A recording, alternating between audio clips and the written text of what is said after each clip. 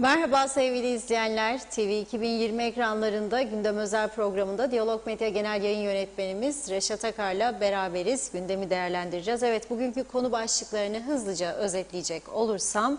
Evet, siyasi kulisler hareketli malum. Meclis başkanlığı seçimi hükümet krizine dönüştü. Dün yapılan erken seçim çağrısına yanıtlar gecikmedi. Hepsini konuşacağız. Covid gündemine bakacak olursak da vakalar artıyor ama pandemi hastanesiyle ilgili belirsizlik devam ediyor. Yakında pandemi hastanesini sormayı bile unutacağız derken Sağlık Bakanlığı dün Bulaşıcı Hastalıklar Üst Komitesi'nin aldığı kararları açıkladı. Genele bakacak olursak kararlarda 4 Ocak tarihinde alınan kararların 15 Ocak'a kadar uzatıldığını görüyoruz. Ve son olarak Ekonomi ve Enerji Bakanı Erhan Arıklı bu sabah TV 2020 ekranlarında sevgili Çiğdem Aydın'ın programında önemli iddialarda bulundu.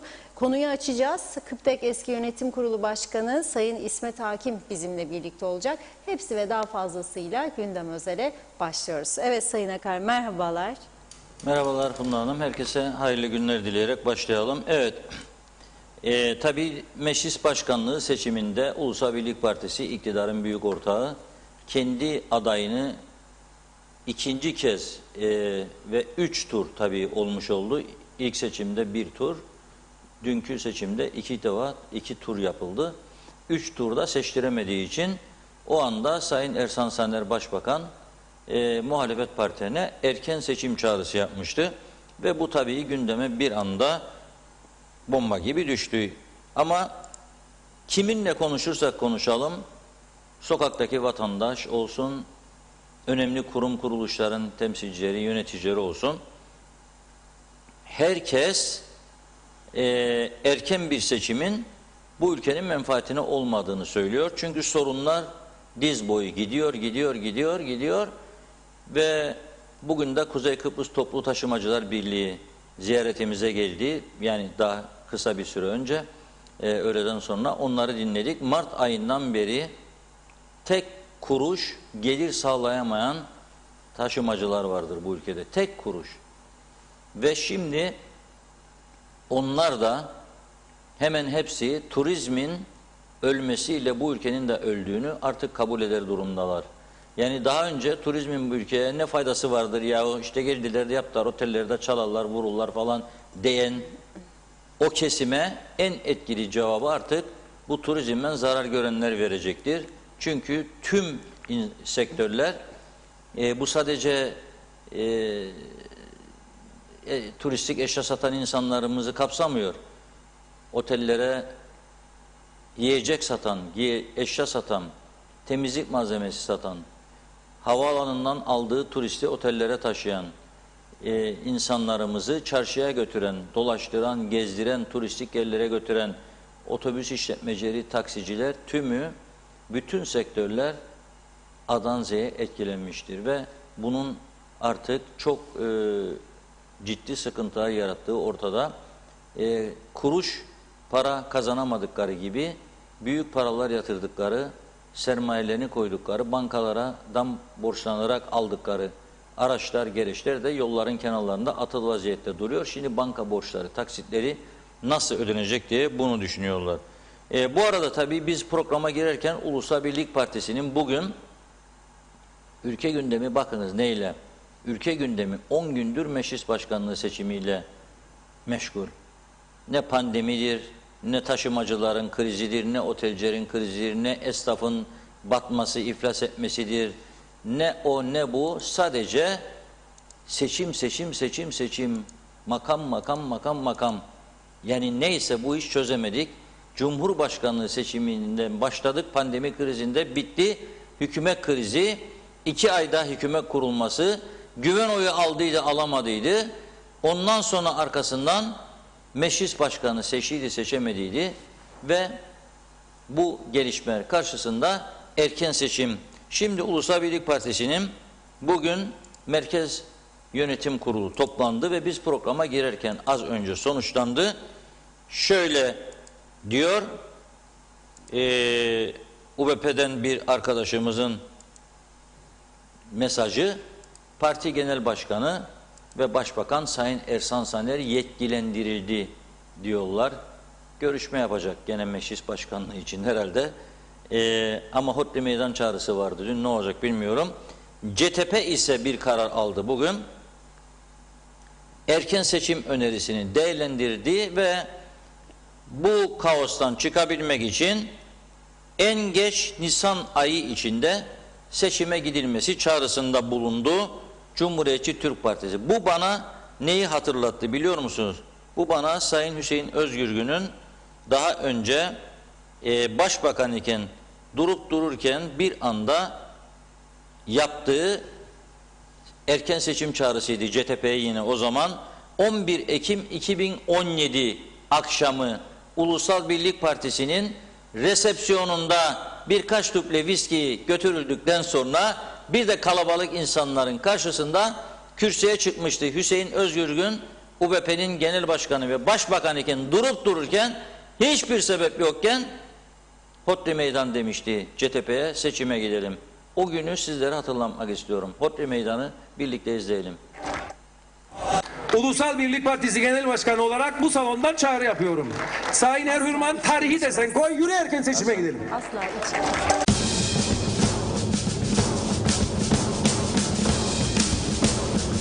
Hodri meydan.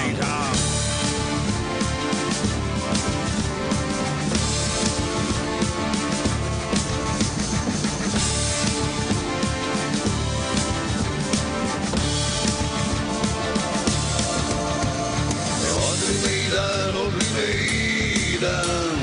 Hodri meydan, hodri meydan. Hodri meydan, hodri meydan. Hodri meydan, hodri meydan. Bir yanda ortağın çilesi, diğer yanda tufanın şiddeti. Gezicilerdi cesareti. Öyleyse hodri meydan, gemi karaya vurdu. Özdemir atladı, kurtuldu. Çınarda kurmaya başlayınca doktor yine umut oldu. Hodri meydan, hodri meydan. Hodri meydan, hodri meydan. Hodri meydan, hodri meydan. Hodri meydan, hodri meydan.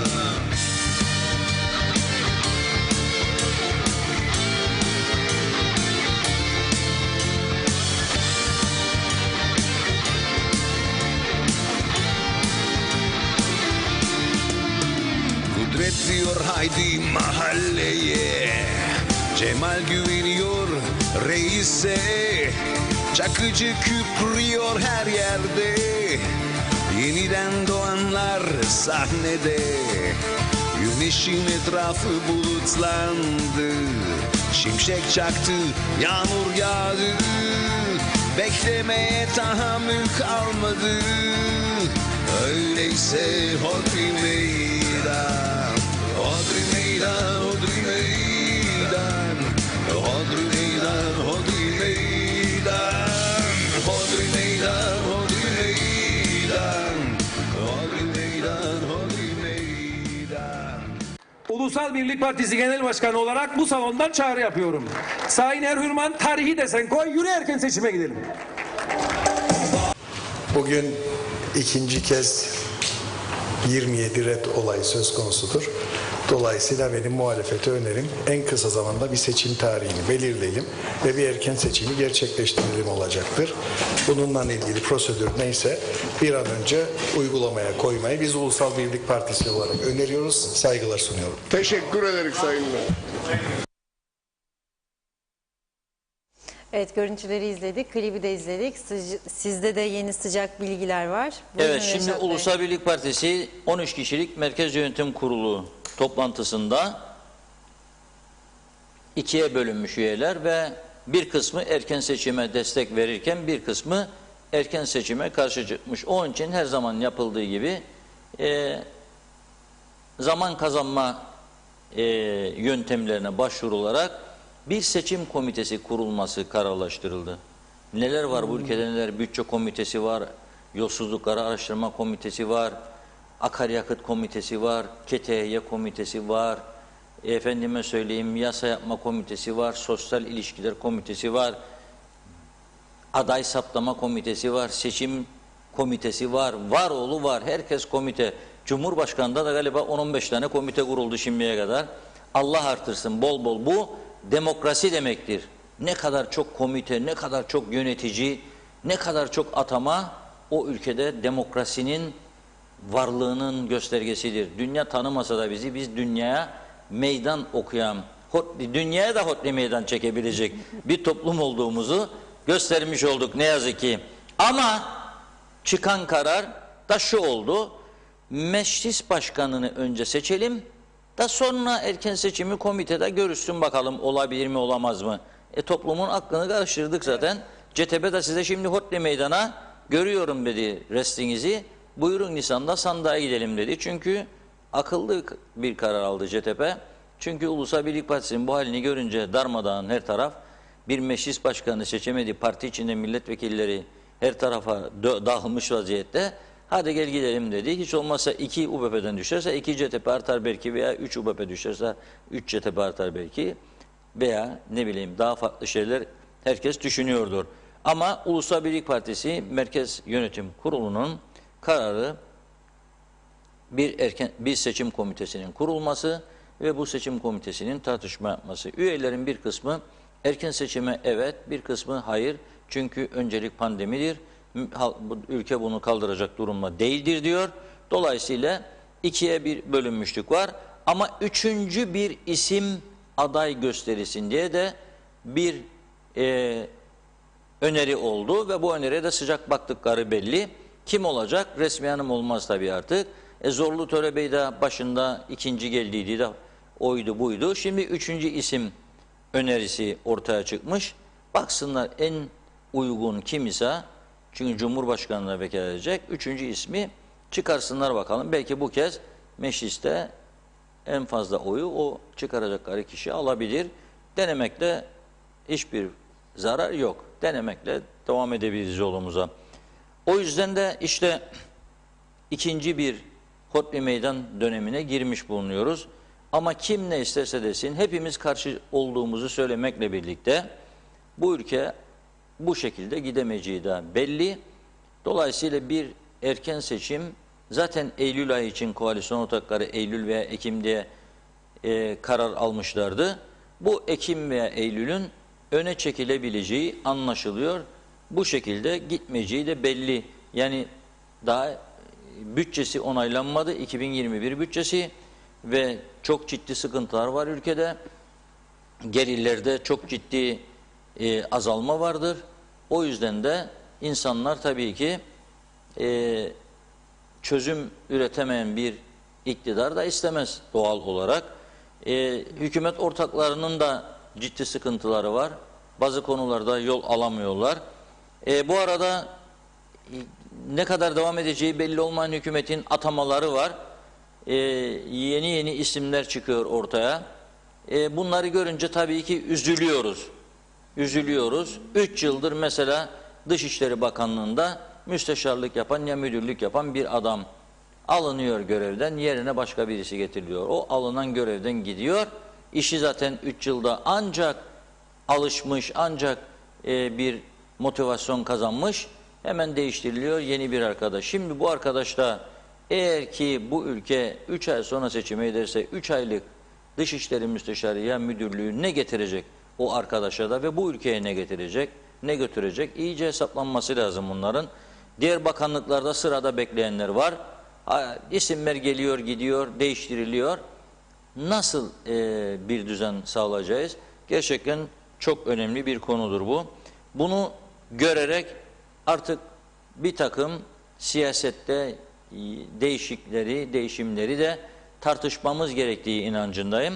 Aynen bugün ziyarete gelen Kuzey Kıbrıs Türk Toplu Taşımacılar Birliği yönetici arkadaşlarımıza söylediğimiz gibi, yani evet biz sesi olmaya devam ediyoruz. Bütün kurum kuruluşların, halkın, ama söylenenlerin de yerine getirilmediğini üzülerek görüyoruz. Mesela aşı konusunda daha önce bütün programlarda konuştuk.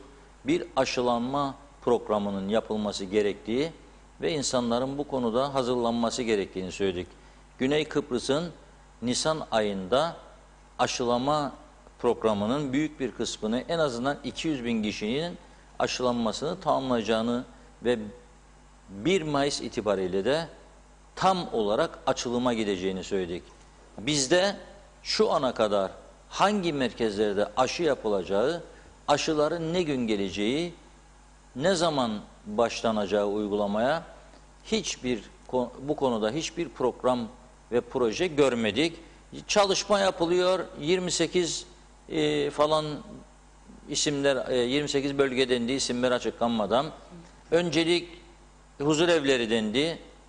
Tabii çok konuştuğumuz için bu isim akıllarda kaldı. Ama onun sonrasında hangi yaş grupları, hangi bölgelerde, nerelerde, isim bazında vatandaşların nereye müracaat edeceği, bundan nasıl yararlanacağı belli değil. Bugün Avrupa Birliği Sağlık Komiseri Stella Kyriakidis'in bir açıklaması vardı. Diyor ki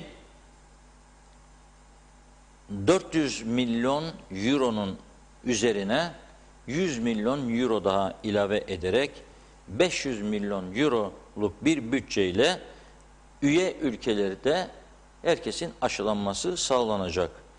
COVAX şöyle şirketlerin hangi aşılardan yararlanacağını veriyor. AstraZeneca, Sanofi, Janssen, Niotek, Pfizer, CureVac, Moderna. Biz bunların hangisini kullanacağız aşılanmada? En az 100 bin kişinin cebinde Avrupa kimliği vardır KKTC'de.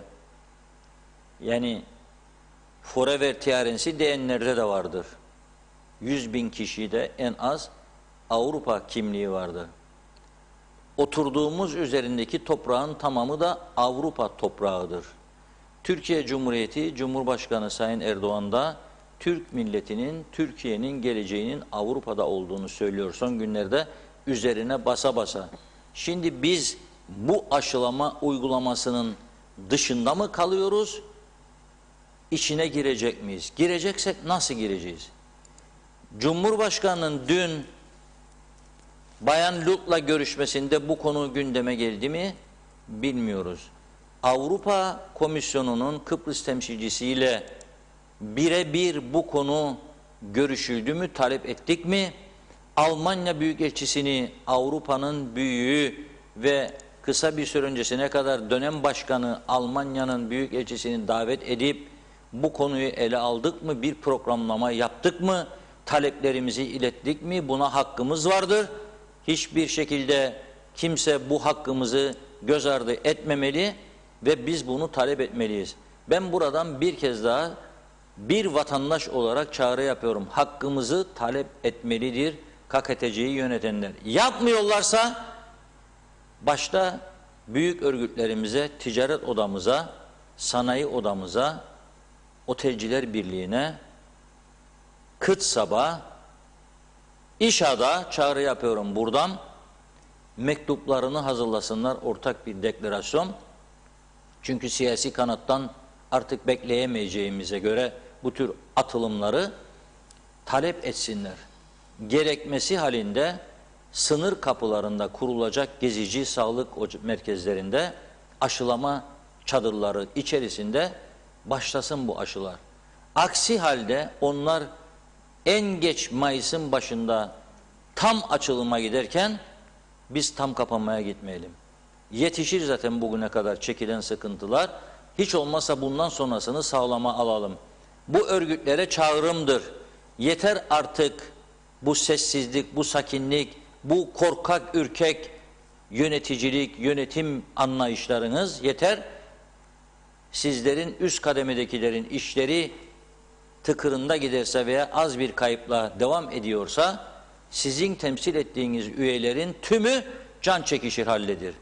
Öyle üyelik aidatlarına zam yaparak örgüt yönetimi olmaz. Tam tersi bu dönemde üyelerinize maddi yardımı düşünmeniz gerekirken üyelik aidatlarına kadar zam yaparak bu süreci götürmeniz mümkün değildir. Ve Kıbrıs Türk halkına haksızlık ediyorsunuz. Önünüzde sizin üretemeyen bir siyasi yapı olduğuna göre sizler bunu talep etmek zorundasınız. Ben buradan çağrı yapıyorum. Bunu talep etmek zorundasınız ve derhal bu aşı kampanyasına Kıbrıslı Türkler de dahil edilmelidir. Aksi halde bırakın Nisan sonu Mayıs, Nisan diyor Sayın Başbakan. Rüya mı görüyoruz ya? Ne Nisan'ı? Nisan'da nasıl açılacak? Ocak ayını geride bırakıyoruz. 2 ay sonra hangi aşılamayla? Ve gelecek ülke vatandaşlarından aşı pasaportu isteyecekmişiz. Bizim aşımız yok, bizim pasaportumuz yok. Nasıl onlardan isteyeceğiz? Onun için çok önemli, çok hayati önem arz eden bir konudur. Yeter artık. Yeter artık bu suskunluk, bu sabır yeterlidir. Proje üretemeyen toplumlar, fikir üretemeyen toplumlar kaybetmeye mahkumdur. Bizi lütfen o noktaya getirmeyiniz. Çok akıllı insanlarımızın olduğu bir ülkede yaşıyoruz. Ama bize böyle bir yönetim anlayışıyla bizi o akılsızlar sınıfına götürmeye hakkınız yoktur. Görüyorsunuz ki siyaset üretemiyor bir şey. Görüyorsunuz ki siyaset sadece koltuk kavgasıyla uğraşıyor. Bir meclis başkanı için 10 gündür bir ülkenin başbakanı bir milletvekilleriyle görüşüyor. Onları ikna etmeye çalışıyor ve edemiyor. Ve meclis birleşiminde red çıkıyor. Ve erken seçim sonra da 3. meclis başkanı adayı bulalım. Ne burası, deneme tahtası mı bu ülke? Ne olacak yani bu iş? Bu kabul edilemez bir davranış biçimidir. Onun için en azından sağlığımız konusunda bunu talep edelim. Ayın 10'unda bitiyor önlemler. Ayın 11'inde 15'ine kadar uzattık deniliyor. Hangi gerekçeye göre? Sayılarda artış mı var? Ürkütücü bir durum mu var? Bugün haber alıyorum, bir otelde konaklayan temaslı olduğu gerekçesiyle insanlar 8 gün 10 gündür konakladıkları otelden sizi bu defa başka otele gönderiyoruz. Ne için? Buraya başkalarını alacak. Ne demek ya böyle bir, neresi burası ya ama? Ne demek böyle uygulamalar? Sizi 8 gün burada yatırdık, geri kalan 6 günde başka yere olacak. Atıyor. Daha düşük kalitede otele yolluyormuş. İster ya, istediği gibi yapar. Ne olacak şimdi bu iş? Yani o insanların arkası dayıları yok diye siz bu insanları, herkesi her gün döve devletçilik görevi mi yapıyorsunuz burada? Olamaz böyle bir şey. Ayın 10'unda bitti önlemlerin, günü 11'inde diyor, 15'e kadar uzattım. Neye dayanarak? Hangi veriye dayanarak? Niçin? Nasıl oldu bu iş? Parti merkezlerinde çoğu maskesiz üst üste toplantılar yapılıyor. Köy ziyaretlerinde devam, olası bir seçim olacak diye. Örgüt toplantıları öyle. Peki nasıl oluyor bu işte? Sen adamlara 5 kişi 6 tane 10 tane müşteri geliyor gece. Sen onun bir kısmını kapatıyorsun, kafesini. Zaten batmış durumdadır hepsi. Meyhanesini, restorantını. Her taraf dökülmüş vaziyette memlekette. Ve erken seçim. Erken seçimle ne olacak? 3 partinin geldiği, kurduğu bir hükümet var. Bari hiç olmasa siz bir şeyler yapınız. Bir hareket görelim sizden. Reform falan beklentimiz yok. Reform olamaz zaten. Reform ciddi, geniş kapsamlı, güçlü hükümetlerin işidir. Bu kısa sürede reform olmaz. Ne eğitimde tam gün mü bekliyoruz sizden? Hayır. Sağlıkta tam gün mü bekliyoruz? Hayır. Elektrik kurumunun telefon dairesinin özelleştirilmesi mi? Hayır. Olmayacağına göre hiç olmazsa bir pandemi krizini yürütelim güzelce. Aşılamayı başlatalım, karnelerini verelim. Pandemi hastanesini çalıştıralım. Atıl vaziyette duruyor. Yarım kalan yollar var. Bakınız, yarım kalan yollar var. Çok ciddi tehlike arz ediyor. Bir yere kadar geldi, eski hükümetin son günlerinde durdu. Yeni hükümete sorsanız kaynak yoktur, para yoktur diyecek. Peki yolda yarım kaldı. Yani kaynak yaratılamaz mı? Bunlar yürütülemez mi? Hayır. Yok. Dolayısıyla vatandaşın da sesine kulak vermek lazım. Biz bugün arkadaşlarımızı vatandaşın ayağına gönderdik ve sorun bakalım dedik. Erken seçime sıcak bakıyorlar mı? Ne diyorlar bu konuda? Bir izleyelim onu, sonra programımıza devam edelim. Ali Bey, peki vatandaş olarak erken seçime gidilmesi halinde bu durumu nasıl değerlendiriyorsunuz? Şimdi erken seçim ne getirecek? Külfetten başka bir şey getirmiyor. Siyasilerimiz bu işin önemini unuttu. Yani devleti yönetmenin ne demek olduğunu unuttular. Hep kendi çıkarları peşinde düştüler. Kurultay gerçekleşemedi. Meclis başkanı gerçekleşemedi. Cumhurbaşkanı seçimleri sorunlu yaşandı halk tarafından. Yani bunlar bizi çok gerilere götürdü. Çok geriye gittik ve çok insanlar üzerinde etkisi çok büyük oldu bu işin. Kimse kimseye güvenmiyor. Siyasilere güvenimiz kalmadı. Beceriksiz, hepsi beceriksiz. Yani idareyi bilmiyorlar. Liderlik vasıfları yok. Yönetme vasıfları yok. Hep kendi menfaatlerinin peşine düştüler. Dün Başbakan Ersan Saner bir açıklama yaptı. Erken seçime gidebiliriz diye. Bu durumu nasıl değerlendiriyorsunuz? Vallahi müsait olur, uygun olur. Çünkü başta yönetecek bir şey birileri yok daha şu anda. Bence uygun olur diyorum. Erken seçimi destekliyor. Evet. Vallahi bence fark etmez abim. Kim gelirse gelsin aynı olay. Onun için yani ben fazla öyle parti peşinde koşan biri değilim. Onun için bilgim yok o konuda. Vallahi gelen gideni aradıra yolun. Bize vatandaşa bir şey yok. Olsa ne, olmasa ne seçim. Herkes geçim derdinde. Zor. Yani bu şartlarda erken seçim Ne bileyim onu, ne bileyim. Bütçesi yok, parası olmayan bir hükümet. Vatandaşına bakamıyor. Bir de seçim üstüne seçim. Onlar daha iyi bilir abi. Biz onlara bırakalım. Ben keşke daha iyi olur erken seçim. Çünkü bunların yapacak hiçbir şey kalmadı artık. Yani insanları zevklemekten başka bir şey bilmiyorlar. İnsanlara yardımcı olmuyorlar. Zaten şu anda bütün tüccarlar da iflas durumunda. Bu şekilde böyle seçim olsun belki daha iyi olur veya Türkiye'den en azından bir vali olsun daha iyi olur bizim için. Yani o haberden bir bilgim yok ama Ersin Bey mi? Ersan Saner Başbakan söyledi bunu. Yani şu an zaten kritik bir dönemde yaşıyoruz. İyi olmaz yani şu an. Yani bunun istemesinin nedeni ne acaba? Onu da bilmiyoruz tabii ki. Yani şu an zaten bu Covid-19 nedeniyle halk zaten mağdur. Erken bir seçim bence millet için hiç iyi olmayacağını düşünüyorum. Vallahi bir şey değişmez. Hiçbir şey değişmez. Aynen. Ha bak dedim ya. Kumbaramı bozdurdum. Çocuğun kumbarasını bozdurdum. Alışveriş yapıyoruz. Tamam. Başka bir şey söyleyecek bir şey yok zaten. Adının içine tükürdüler. Bence gidilmemesi gerekiyor. Zaten biliyorsunuz piyasanın durumu, durumu yani. Hiç değmez yani gitme yani. Ama bu hükümette hiçbir şey olmaz yani. Yapacak hiçbir şey yok yani. O zaman En iyisi sana bir şey söyleyeyim mi? Recep Tayyip Erdoğan bir tane vali atsın buraya. Zaten yapacak odur yani. Onun dediği olur yani. Seçime gitse ne olacak yani? Değişen bir şey olacak mı sizce? Olacak mı sizce? Yok. yani Recep Tayyip Erdoğan ne istiyorsa o olacak yani. En güzel bir vali atsa. Zaten memleketin hali belli. Yani bu durum aslında hepimizi de şey yapar. Bence gidilmesi lazım yani. Tabii bir koronanın kötü olması. Tabii kapatmak isterler. Bence de doğrusu da o. Seçime gidilmesi daha iyi. seçimi destekliyorsunuz. Destekliyorum. Dünden gitmeliydiler. Dünden istifa etmeli bu hükümet. Çünkü zaten müdahalelerle kuruldu. Cumhurbaşkanlığı müdahaleyle seçildi. O nedenle şu anda erken seçimin dengelerin yerine gelmesi için zorunlu bir olay haline geldi.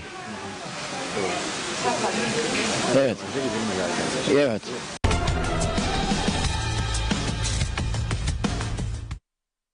Vatandaşların yorumunu da izledik. Evet.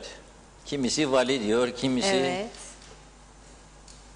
kaymakam diyor. Kaymakam, vali hiçbir şey makam değildir önemli olan. Önemli olan ülkenin bu durumunu görüp bir şeyler yapmaktır. Yani şimdi pandemi hastanesi hala da benim büyük bir üzüntü duyuyorum. Hastane başladı inşaat. Oraya devamlı ziyaretler yaptınız, gittiniz, fotoğraflar çektiniz, paylaştınız. Çok hızlı ilerliyor.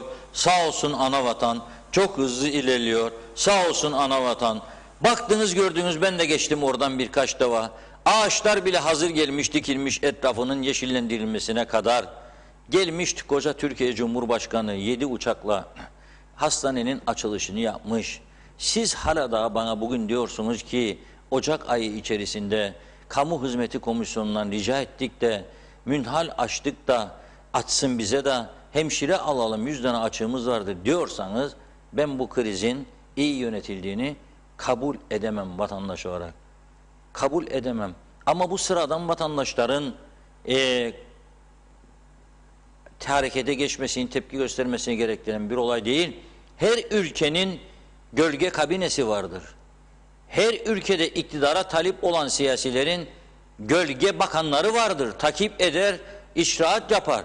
Biz dernek sayısında dünya birincisi. Sendika sayısında dünya birincisi. Haklar açısından özgürlükler dünya birincisi. En fazla siyasi parti sayısı nüfusa göre bizde. En fazla sendikacı bizde. En fazla dernek, cemiyet başkanı bizde. Arkadaş, tamam da bu kadar dünya rekorlarına rağmen karar üretecek bir mekanizmanız yok mu ya? Sizin oturup çalışsın da bir şey ama üretemez birçoğu. Çünkü nedir mesele? Ürettiği zaman bir çevreden bir şey zarar görecek diye düşünüyor. Şimdi bakınız, biraz sonra geçeceğimiz konu çok önemlidir. Hayati önemli. Yani çok büyük rakamlar var ortada konuşacağımız. Şimdi ama ben buradan soruyorum. Bugüne kadar hangi konuyu konuştuk da çözebildik biz? Bir tane örnek gösterirsin. Tam gün eğitim çözdük mü? Yok. Her hükümet programında var. Sağcısı da solcusu da geldi gitti yok. Tam gün sağlık da tam gün yok. Memnun muyuz hastanelerden? Değiliz. İstediğimiz sonucu alabiliyor muyuz? Hayır. Sağlıkçılar memnun mu? Onlar da memnun değil. Eğitim sonuçlarından memnun muyuz? Yücel Dolmacı var, Sanayi Holding'in eski genel müdürü. Onun yazılarını okur musunuz? Diyalog gazetesinde yayınlanır zaman zaman yazarı. Geçen gün Orta Doğu Üniversitesi mezunu olduğu için Orta Doğu'nun önemini anlatıyordu üniversitenin. Kaç yılında Yücel Bey şu anda emekli, Orta Doğu'da okudu, başarıyla sonuç çıktı. Kaç kişi var daha? Onun gibi çok Kıbrıslı var. Hadi şimdi son 10 yıl, 15 yıl bir tane ODTÜ'ye gönderdiğimiz bir adam göstersinler. Bir öğrenci bakalım. Var mı? Yok. Niçin? Çocuklar mıdır suçlu yoksa sistem mi suçlu? Yani bu çocuklarımızı biz iyice eğitmiş olsak ODTÜ'yü, Boğaziçi'ni, Oxford'u, Cambridge'i kazanamaz mı bu çocuklar? Kazanabilir. Temel vermek lazım, yapı vermek lazım. Eğitim ne durumda? Eğitim ne durumda? Çökmüş durumda. Ayrıca da ders notlarına göre başarı ölçme gibi bir alışkanlığa dönüştü eğitim sistemi. Sosyal, kültürel açıdan yerlerde sürünüyoruz. Biraz önce vatandaşımızın dediği gibi Ersin Bey dedi, karıştırdı, başbakanın adını bile bilmiyor vatandaşlar. Daha önce söyledim, iddia ediyorum, yeniden iddia ediyorum. Sorulsun bugün parlamentoda 50 kişinin adı, ki sorduk, 50 kişinin adını bilen vatandaş hemen hemen hiç yoktur. 25'inin adını bilen de %1 bile değildir. 50 milletvekilinin 15 tanesini bilen %10 bile değildir. Adını bilmiyorlar. Adını bilmiyorlar milletvekillerinin. Neden? Çünkü üretkenlik yok, bir şey yok. Bakanları soralım. Her sene bir hükümet 10 tane bakan. Kim bilecek isimlerini? Yok. İz bırakan yok. Çıkıp da bu ülkede ben bunu başardım diyebilecek kaç kişi vardır? Neyi başardık? Neyi başardık? Ben başarı bırakın, eskiden elde edilmiş, kazanılmış hakları ve başarıları tamamen yok ettik. O yüzden bu yarattığımız düzen içerisinde çok ciddi sıkıntılar bizleri bekliyor. Başka ülkeler rahatlarken biz hala daha bunun içerisinde o mu olmalıydı, bu mu olmalıydı, o mu seçilmeliydi, bu mu seçilmeliydi? Bunun boğuşmasıyla gün geçirmiş olacağız. Halbuki ufacık bir hareket, birkaç konuda önlem almak, cesaret göstermek ve adım atmakla bu sorunların üstesinden gelebiliriz. Yapılması gereken komiteler falan değil, hiç olmasa bir defa olsun halkın beklentilerini dikkate alarak erken bir genel seçim öncesinde en az 6 ay süreyle görev yapacak bir seçim hükümetinin tamamen teknokratlardan oluşacak bir kabinenin oluşturulması ve bunun yapacağı icraatlara bugünkü meclisin saygı göstermesi. Zaten göstermeyenler halkın karşısında tepkisini de görecektir. 6 aylık bir teknokrat hükümet, iddia ediyorum, siyasi partiler ellerini eteklerini çekecekler, hiç karışmayacaklar, tamamen dıştan seçilecek, hiçbir partiyle bağı olmayacak 5 kişilik bir bakanlar kurulu, 10 da değil, 5 kişilik bir bakanlar kurulu 6 ayda hiç olmazsa bazı hayati konularda adım atabilir. Pandemi hastanesi çalıştırılabilir, aşılama kampanyası düzene girebilir, yarım kalmış yollar bitebilir, kırık dökük tabelalar düzeltilebilir yollarda, yok olan ikaz işaretleri yenilenebilir, daha sıkı trafik denetimlerinin yapılması sağlanabilir, hastanenin hemşire açığı ve doktor açığı giderilebilir. Hangi bütçeyle? Onun sırası geldiğinde konuşuruz. Kaynak çok, yeter ki siyasi cesaret olsun. Evet, dilerseniz biraz da izleyici yorumlarımıza bakalım. Evet, onlar buyurun. neler söylüyorlar. Evet, Necdet Mavi Gözlü, gerçekten çok merak ediyorum. Erken seçim olsa ne olacak? Yine aynı partiler 3 aşağı 5 yukarı milletvekili çıkaracak. Tek başına hiçbir parti tek başına iktidar olamayacak. Yine koalisyon, yine yamalı bir hükümet, yine en fazla bir yıl sürebilecek bir ortaklık. Yine parti başkanını birisi çıkacak erken seçim için. Hodri meydan diyecek. Peki halk sizin paralı seçmeniniz mi diye sormuş. 2'de 1 seçim yapacaksınız ve seçmen de hiç işi gücü yok. Gidecek ve bu işi bilmez insanlara oy verecek. Kimse kusura bakmasın, bu insanlara oy vermeye değmez diyor Necdet Bey. Salih Yusuf, Pfizer Belçika'da üretilen dünyanın en iyisi şu anda demiş aşıyla ilgili olarak. Metin Maraşeli, hoş vakitler, kolay gelsin, iyi yayınlar dilerim diyor. Gürkan Bengü Giritli, Sayın Pilli böyle aktif ve dürüst yayın yapan programa neden bağlanmıyor? Güncel durumlardan bizi haberdar etsin demiş. Ali Magarios, iyi yayınlar dilerim Reşat abim. Bu seçimlerde hangi partiden adaylığını koyarsan koy kazanırsın %100. Senin gibi büyük bir gazeteciyi siyasette görmek isteriz. Memleket çakmak, Ahmet Kibrit, Hüseyin'e kaldı. Ben şahsen bu seçimlerde sağ gösterip sol vuracağım. Herkes gardını da ona göre alsın diyor. Emin Mehmet, dün Bayan Lut'un önüne dikilip soru soracak bir yiğit yok muydu diye sormuş. Asiye Hanım, iyi yayınlar, sizi severek izliyorum. Helal, senin gibi bir gazetecinin yorumları süper. Başarılar Reşat Bey ve Funda Hanım, sağlıklı akşamlar diliyorum demiş. Teşekkür ediyoruz. Gültekin Bilge, bu aşı Türkiye'de tartışmalı, siz nasıl yapacaksınız demiş. Gürkan Bengü Giritli, tam kapanmayı ülke kesinlikle kaldırmaz diyor. Emete Gümüşok, iyi akşamlar Funda Hanım, Reşat Bey, iyi yayınlar dilerim. Her zamanki gibi ekran başındayız demiş. Teşekkürler ediyoruz. Engin Sedat Tözün, iyi akşamlar. Biz bu yöneticilerle ancak ağaçlara aşılama yapabiliriz. Aşı işini iki toplumlu barış örgütleri yapabilir. Tahsin Bey veya diğer yöneticiler konuşmak bile istemez. Avrupa Birliği ile ne de Güney ile diyor. Hüseyin Emektar, aşı olmak isteğe bağlı olacakmış. Ben olmam. Virüsü kendim yenersem yenerim demiş. Ali Alp Akbaş, Reşat Bey, bir şey sormak istiyorum. Devlet 2.000 lira işveren için 1.500 lira işçi için para yatırıyor. İşçinin parasını işverene yatırıyor. Bunun içeriği hakkında bilgi verebilir misiniz diye sormuş. Gürkan Bengü Giritli, üretken olmayan bir siyasi yapıyla dibe vurduk. Karar üretmek için üretirler, yazık diyor. Şevket Tacel, hangi birey vatandaş bulunduğumuz bu ortamda hiçbir şey kalmadı ki seçim düşünmek durumundadır demiş. Hasan Aytaç Eşan, Sayın Reşat Akar, ben turizm taşımacılığı yapıyorum. 9 Mart 2020 tarihinden beri evdeyiz.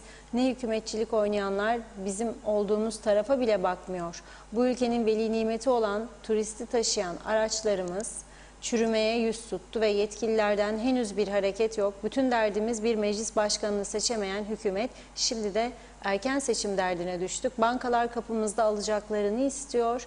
Bizim bütün derdimiz koltuk kavgası. Yazıklar olsun demiş. Evet, Mehmet Akın da diyor ki yine hükümet yok, yine kriz ama asıl suçlu Kuzey Kıbrıs seçmeninde. Adam gibi tek partiyle yüklenin ya da başkanlık sistemine geçilsin. Onlar alırlar maaşını. Bugün Ercan Havaalanı'na gidin, incin yok, kapalı. Maraş Ercan'dan daha kalabalık, bilesiniz demiş. Eğitim seviyesi yüksek ama meclis başkanı yok. Hala aklınızı başınıza alın artık. Sizler, bizler eğer böyle yönetilmeye layıksanız buyurun devam edin. Yoksa bu adam kayırmaya, oğluma kızıma iş bulunmasından vazgeçin. Yoksa Kuzey Kıbrıs yok oluyor. Başka ülkede yok, seçimler bedava yapılmıyor. Hep masraf. 9 ay oldu, ülkeye hizmet yok. Sizler buna mı layıksınız? Soruyorum demiş izleyicimiz. Pembe Karabul, Funda Hanım, Reşat Bey iyi yayınlar dilerim. Yaklaşık 11 aydır hiçbir yayınınızı kaçırmıyorum. Vatandaşın sıkıntılarına karşı duyarlılığınızı, olaylara yorumlarınızı tüm dikkatimle dinliyorum. Hükümet edenler içerisinde bir Reşat Akar olsa çok farklı olacaktı her şey diyor. Ali Magaryos, erken seçim çok geç, bence hemen demiş. Necdet Mavi Gözlü, bence meclis başkanı 2 turda seçilmezse 50 milletvekilinin en yaşlı milletvekili partisine bakılmaksızın meclis başkanı olması gerekir. Öyle bir yasa yapmaları gerekir bence. Yoksa hükümeti kuran parti çıkardığı aday kazanana kadar seçim yapacak olursa vay halimize. Bana kalırsa şu anda en yaşlı milletvekili sanırım Hüseyin Angolemli'dir ve meclis başkanlığına da çok yakışır demiş Necdet Bey. Gürkan Bengü Giritli, atamalar tüm hızıyla devam diyor. Çetin Barha, bu hükümet siyaseti bıraksın, halk yönetsin, bunlardan daha iyi yönetir demiş. Emine Özatilla iyi akşamlar diliyor. Seçim de olsa yine hiçbir parti tek başına hükümet kuramaz. Yine koalisyon, gelen de giden de aynı. Bir vali koysunlar geçici. Reşat Bey meclis başkanlığı için aday çıkarsınlar, halk seçsin demiş. Nikos Bülent Antonio iyi yayınlar diliyor. Sizden rica ederim. Meclis hükümeti bu aşı işlerine karıştırmayın. Çünkü hükümet çok yoğundur. Koltuk kıdem, akraba yerleştirme, başlarını kaldırıp halka ayıracak zamanları yoktur. Başı kopmuş dana gibi seçim içinde ve dışında dönüp duruyorlar. Saygılar demiş. Mehmet Akın en yaşlı milletvekili olsun, meclis başkanı olsun, bitsin bu iş diyor. Tahir Gazelhancı, Sayın Reşat Bey, bu ülkeyi yönetenler diktatörce yönetmektedir. Bunların hepsini kasaphaneye götürmek lazım. Saddam Hüseyin de diktatördü ama sonucu dar ağacında bitti. El Fatiha, ben de güzel su selası okurum isterlerse demiş. Şerife Turgay Derya, Reşat Bey, Funda Hanım iyi akşamlar. Her şey makam ve koltuk, yazıklar olsun. Tümüne de sağlıcakla kalın diyor. Metin Maraş Ali, tekrar söylerim, söylemeye de devam. Cumhurbaşkanlığı seçimlerinden bu yana tavsiyeler oldu olalı siyaset yerlerde sürünüyor. Bir türlü hiçbir konuda elle tutulur karar üretemiyorlar. Erken seçime bu şekilde giderlerse yine sonuç bundan farklı olmaz. Aynı şeyleri yapıp farklı sonuç beklemek gibi bir şey demiş. Nazime Nalbant iyi akşamlar diliyor. Hiç saatini geçirmeden izlerim. Bugün duyduklarımız bizi şaşırttı, inanın. Bir başbakan çıkıp diyor ki erken seçim hani para yoktur derler. Ne olursa olsun vatandaşı olur. Sonra yine zam üstüne zam yapacaklar. İnanın bu halkımız kime inanacağını da bilemiyor. Seçim olursa daha mı iyi olacak? Bir pandemi hastanesini bile açmadılar. Halkına hayır olsun diyecek bir şey de diyemeyiz. Üzgünüm demiş. Vedat Allah Kerim, Reşat Bey, Funda Hanım hayırlı yayınlar diliyorum. Bir an önce erken seçime gidilmeli. Akkoyun karakoyun belli olsun. Zaten hükümet temelden yanlış kuruldu. Bu ülkede bürokrasi çok, yazıklar olsun demiş. Evet, İsmet Ezel, neyin ricası, emir verilmeli, kamu hizmetine kıpteket diyor. Gürkan Bengü Giritli, Reşat Bey lütfen canlı yayında Sayın Pilli'ye sorun, pandemi hastanesi ne oldu lütfen demiş Gürkan Bey. Evet, Hüseyin Emektar da röportaj yaparken diyor, Kuzey Kıbrıs vatandaşı oy hakkı var mı diyor, konuşur. Şunu izledim, yarısının dünyadan, gerçeklerden haberi yok. Vatandaş değil vali koysun diyebiliyor diye eleştirmiş. Namık Kemal Kızar, iyi yayınlar Funda Hanım ve Reşat Bey. Seçmen olarak biz de Hodri Meydan diyoruz. Kimseye oy moy yok demiş. Hıdır Kurnaz, iyi yayınlar Reşat Bey, çok yormayın kendinizi diyor. İsmet Ezel, eğitim sistemi suçlu demiş. Çilem Esenyer Özteknik, vallahi ben bilirim diyor. Ve son bir iki yorum daha okuyup ara vereceğim. Ahmet Utku da iyi yayınlar. Bence madem Başkan Hodri Meydan dedi, hadi seçime, madem meclis başkanı bile seçemiyorlarsa en doğrusu budur demiş. Necat Anılsın da Sayın Reşat Bey, horozun çok olduğu ülkede sabah zor olur. Her türlü sivil toplum kuruluşları görevlerini değil politika yapmaya çalışıyorlar. Öğretmenler Sendikası eğitimi değil hükümeti düzeltmeye çalışıyor demiş diyorum ve mesajlara bir ara veriyoruz. Evet Reşat Bey. Evet. Yorum yapan herkese teşekkür ediyoruz. Tabii konuşmaktan hiçbir zarar gelmez. Konuşmayan, sinip oturup ne yapayım kaderimdir diyen insanlar her geçen gün daha ciddi sıkıntılarla boğuşacaklarına bilmelidirler. Buradan samimi olarak söylüyorum. Gece bir işte çalışan genç arkadaşlarla konuşuyorum.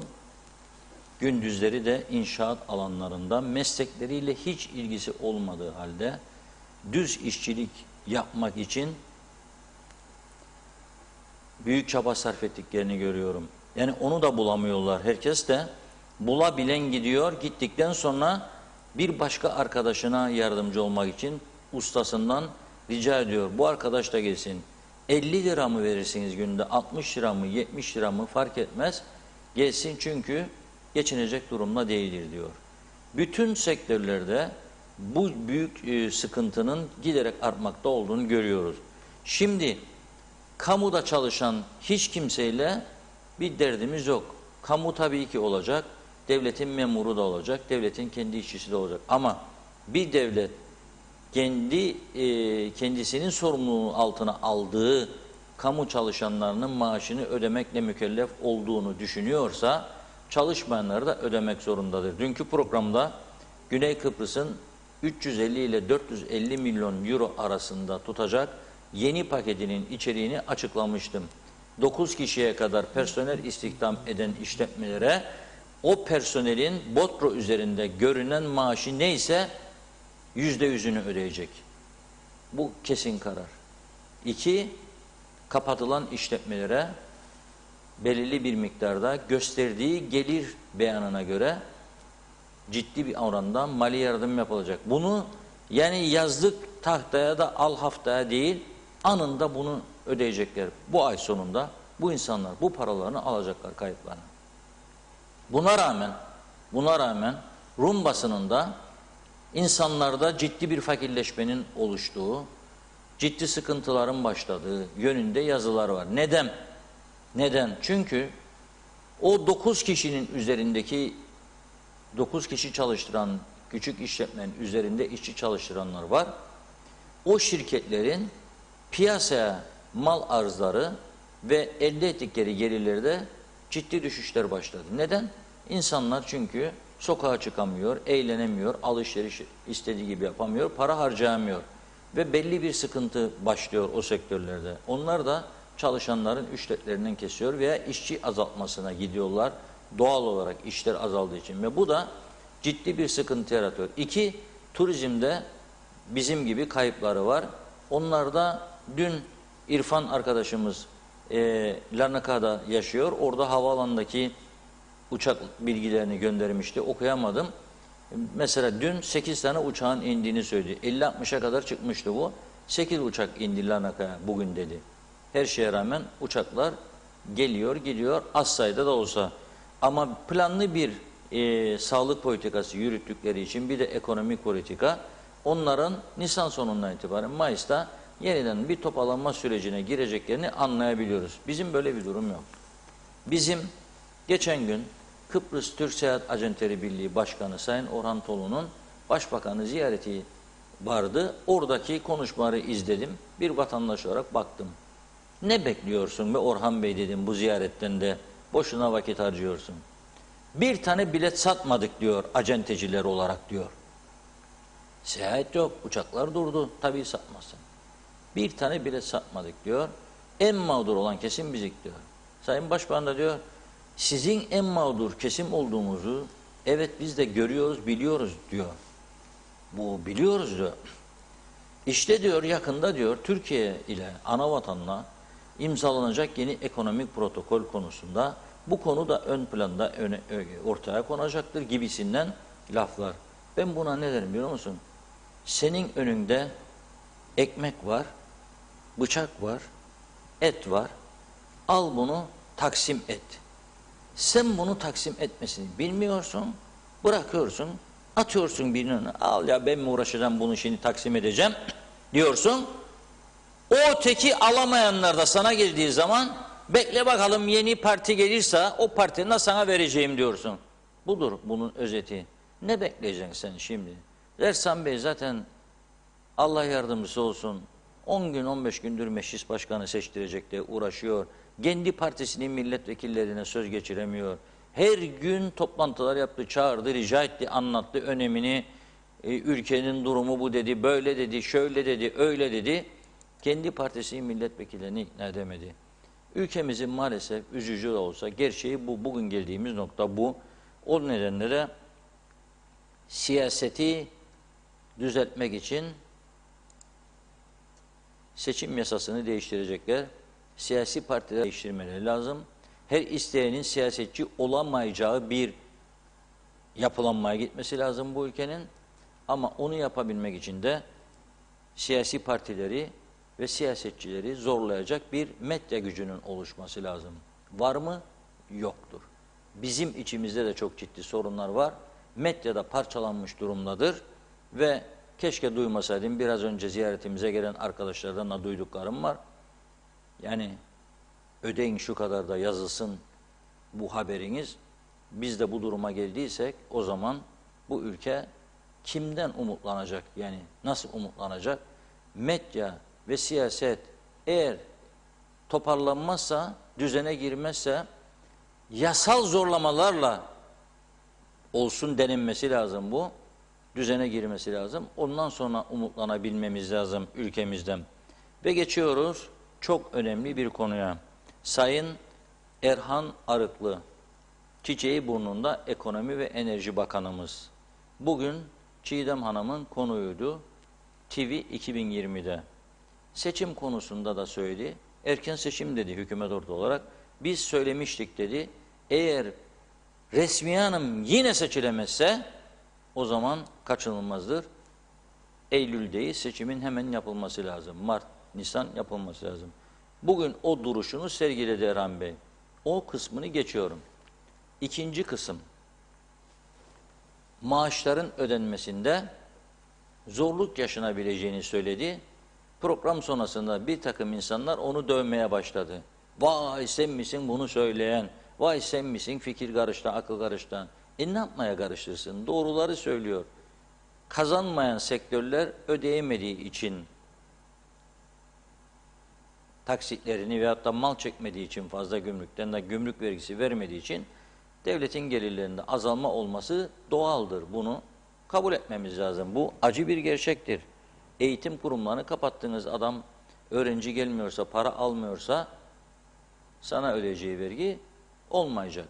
Otelleri kapatıyorsan gelir yoksa ödemeyecek. Acenteler kapandıysa ödemeyecek. Bunun gibi satışı azalan bütün işletmeler ona göre ödeme yapacak sana. Sattığı mala göre ödeme yapacak. Bunu da geçtim. İkinci kısmını da. İnşallah böyle bir sıkıntı yaşanmaz. Günü gününe hatta erkenden öder hükümetimiz. Bak geçen sene hiç unutmam 2019 yılında şimdiki Eğitim Bakanımız genç ateşli de bir arkadaş 20 gün önce ödedi. Çünkü seçim vardı ya 2020'de Cumhurbaşkanlığı falan. Kamunun kalbine girmek lazımdı.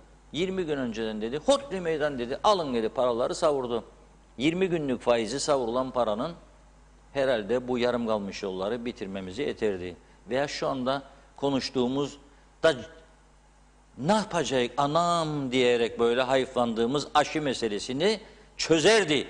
Hiç kimseden kuruş, madem ki forever tiyarensi ve madem ki Avrupa'yı da istemen, Rumları da istemen, hiç kimseyi istemen, çözerdin aşı meselesini de faizlerini toplayarak.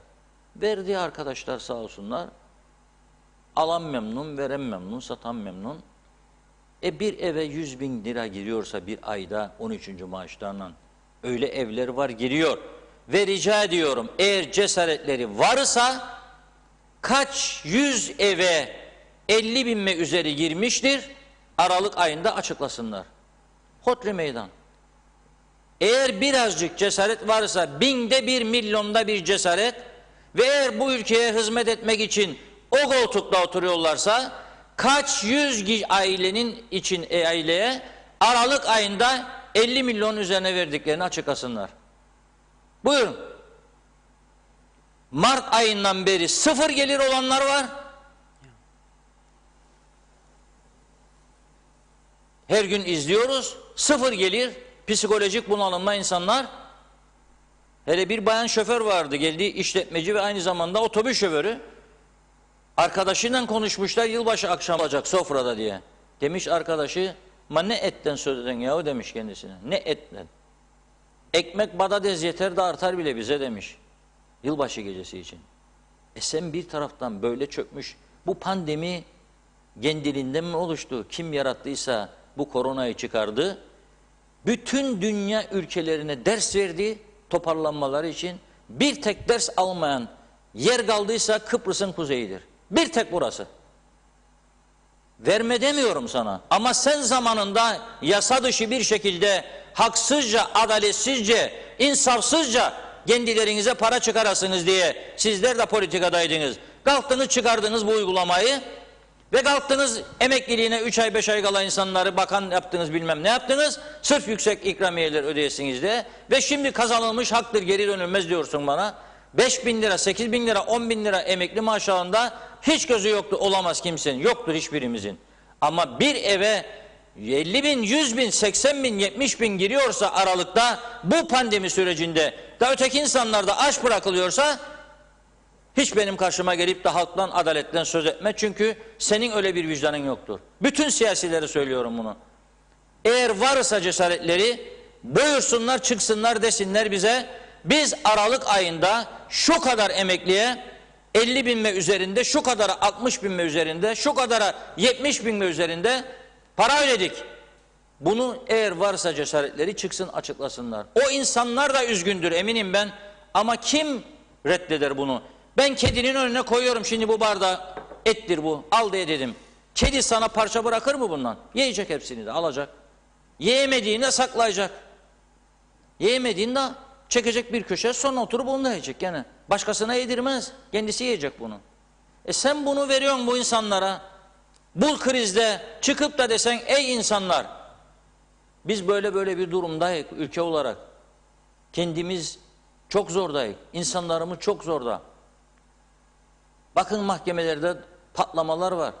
Bakın insanlar suç işlemeye başladı. Gelirleri yok. Borçları duruyor. Psikolojik bunalım var. Ve ben onları da devlet olarak düşünmek zorundayım. Kusura bakmayınız, ben keseceğim bu maaşlardan. 8 binin üstünden 10 bine kadar %10 keseceğim. 10 binden 20 bine kadar olandan 15 keseceğim. 20 binden yukarı olandan 30 keseceğim, 25 keseceğim. Bir formül bulup oradan elde edeceğini bir havuzun içine koyup bu insanları geçindireceksin. Aç bırakmayacaksın. Ve o zaman ben senin halkı ve devletini, ülkeni düşündüğüne inanacağım. O zaman forever tiyarensi diyeceğim. Ama şimdi sen beni devletimden soğutmak için işrahat yapan, sonra da çıkan ekran karşısında forever tiyarensi den. Ne forever tiyarensi? Sen beni soğutmak için uğraşıyorsun. Sen beni devletimden uzaklaştırmaya çalışıyorsun. Arkadaş, dalga geçme bana. Ben Reşat Akar diyorum ki sınır kapılarında kurusun aşılar, alalım gidelim diyorum. Sen beni bu duruma getirdin. Sen beni bu duruma getirdin. Ve şimdi Ocak sonunda maaşların ödenmesi zor olabilir dedi diye bir bakan kabine içerisinde, çünkü konuşuyorlar aralarında, sen onu dövmeye kalkacaksın. Bunu söyledi diye televizyon programında. Doğruyu söyledi. Doğruyu söyledi. Görüyor, duyuyorsa söyleyecek. Biri söylesin bunu. Peki geliyorum çok önemli bir konu. Bu kadar para arayışımız var. Ne dedi Erhan Bey sabahleyin elektrik kurumuna akaryakıt alımı? İzleyelim beraber. Ben bu ihaleleri durdurmaya çalıştığımda o ihale mafyasının bir takım çevreleri de harekete geçirerek karşımda duracağını biliyorum. benim aleyhimde, partimin aleyhine bir takım çalışmalar yapacağını da farkındayım. Aynı şekilde sadece akaryakıttaki kaçağı önlesem, bunun için düğmeye bastım. Sadece akaryakıttaki kaçağı önlesem Çiğdem, ülke ekonomisine ayda 100 milyon lira civarında bir katkı sağlayacağım. Yani 100 milyon bir kaçak mı? Bana söylenen çok daha fazla ama ben minimum alıyorum. 100 ile 300 milyon lira civarında kaçaktan bahsediliyor. Vurgundan bahsediliyor. Bunu bile önlesem, ki düğmeye bastım, İnşallah yetiştiririm. Orada bile ülke ekonomisine çok ciddi katkı sağlayacak. Söyledim mi bu 100 ila 300 milyon? Yani düşün şöyle, akaryakıt firması tankeri getiriyor, kendi depolarına boşaltacak mal, oraya benim bir gümrükçüm ya da bir memurum çıkıyor geminin üstüne, onunla Allah'ın arasındaki bir mesele, şu kadar mal indi, şu kadar ton akaryakıt indi diyor. 3 indiyse işte 8-10 indiyse 3 gösteriyor falan. Ondan sonra kontrol yok. Tamamen beyana dayalı. Ciddi bir kontrol yok. Bunda nereden anlıyoruz? O geminin üstüne çıkabilmek için memurlar kavga ediyorlar. Niçin? Çıkabilmek için. Yani tabii bazı şeyleri söylemek için elde veri olması lazım. Ama görüyorum ki otokontrol sistemini kuramamışız. Şimdi otomasyon sistemine geçiyoruz. Aynı zamanda başka bir takım uygulamalar da yapacağız. Sadece akaryakıttaki iddia edilen bu kaçağı önlememiz halinde ülke ekonomisine çok ciddi katkı. Bunu ölçebilecek bir cihazımız, bir şeyimiz var mı? Yani şimdiye kadar kullanılmamış. Yani adam çıkıyor yukarıdan demirle, işte bir çubukla bakıyor, ölçüyor. Şu kadar mal indi aşağıya, şu kadar akaryakıt indi diyor, o kadar.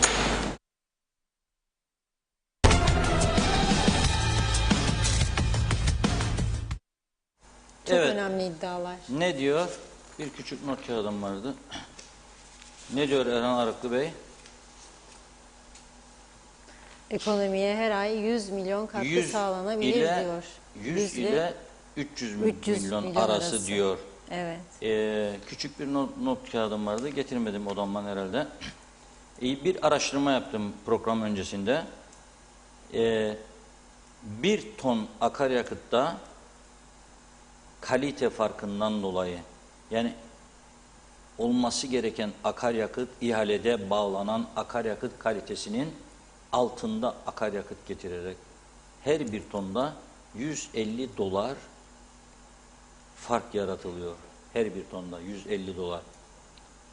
Bir gemi geliyor, 10.000 ton akaryakıt boşaltıyor. 150 doların yanına 4 tane sıfır koyuyorum. 3, 4. Bu da ediyor 1,5 milyon dolar her gemide. Ayda 2 gemi yük boşaltıyor. Elektrik kurumu için 3 milyon dolar ediyor. 3 milyon dolar ayda ediyor fark. Bu konuyu araştırıp ortaya çıkarmak ve tedbir almak KKTC'deki tüm ilgili kurumların, başta siyaset kurumunun görevidir. Meclis 1, savcılık 2, Sayıştay 3, polis 4, yargı 5. Bu 5 bacak çalışacak, bir araya gelecek ve karar üretecek. Sadece bu konu değil. Bunun gibi ne kadar çürük varsa hepsini ortaya çıkarmak boyunlarının borcudur. Bu küçücük devlet, bu küçücük ülke, bu fakir insan bunu ödeyemez. Yanlış ise da yanlıştır. Erhan Bey'e yanlış bilgi verdik, aldattık derler, özür dilerler. Ama bunun açıldığına göre bu tartışma konusu artık tartışılması lazım. Umudum var mı? Benim yoktu. Ama nasıl yapılır bu ihaleler? Bu konuda eski yönetim kurulu başkanlarından ve şimdiki yönetim kurulu başkanlarından bilgi alınmasını istiyoruz ki biz de bilgilenelim. Ne olsun? İsmet Akin Bey kabul etti sağ olsun bağlanmayı. Hattımızdaysa arkadaşlar evet, şu anda hattımızda. Bağlasın. İsmet Bey'le başlayalım. Sonra eski yönetim kurulu başkanlarına buradan açık çağrı yapıyorum veya genel müdürlerine. Biraz bilgi versinler bize. Nasıl oluyor bu akaryakıt alımları? Kalitesini kim ölçüyor? Nasıl tespit ediyorlar? Düşük mü değeri yoksa normal mi? Bunları onlardan öğrenelim. Evet İsmet Bey merhabalar. Merhabalar efendim. Hoş geldiniz programımıza. Teşekkür ediyoruz. İyi akşamlar, iyi yayınlar. İyi akşamlar İsmet Bey. Öncelikle İyi teşekkür akşamlar. ederim. Çünkü herkes geçmişte görev yaptım, boşver falan der, konuşmak istemez. Bugün izleyebildiğiniz mi bizi bilmiyorum. Akaryakıt konusunda bir iddia var Erhan Arıklı Bey'in, yeni Enerji Bakanı'nın. Diyor ki ihaleye çıkılan ihalede diyor, gelen akaryakıtın kalitesinin ihale şartlarına uymadığı ve her ton başına 150 dolar zarara uğratıldığı kurumun iddiası var. Bu akaryakıt ihaleleri nasıl yapılır? Sizden görüş alıyorlar mıydı? Yani siz yönetim kurulu başkanlığı yaptığınız dönemde ölçümünü kim sağlıyor? Nasıl tespit ediliyor? Doğru mu değil mi? Kurallara uygun mu değil mi? Bu konuda ne söylemek istersiniz? Bu arada televizyonunuzun sesini de kısarsanız bizi daha rahat duyarsınız. Bir de sizi daha rahat duyarız. Öncelikle iyi akşamlar. İyi akşamlar evet, İsmet Bey. Duydunuz mu benim sorularımı? İyi duydum. Sorularınızı duydum. Programı da başından beri takip etmekteyim. İyi akşamlar, iyi yayınlar diyerek konuşmama başlayayım müsaadenizle. Evet, buyurun, Şimdi tabii. eğer konu elektrik kurumunun akaryakıt ihalesi ise burada vatandaşın iyi anlayabilmesi açısından konuyu başından düzeltmek gerekir diye düşünmekteyim. Sesim geliyor değil mi? Gelir tabii. Dinliyoruz İsmet Bey, buyurun. Şimdi 2015 yılına kadar elektrik kurumu akaryakıt ihalesi yapmıyordu.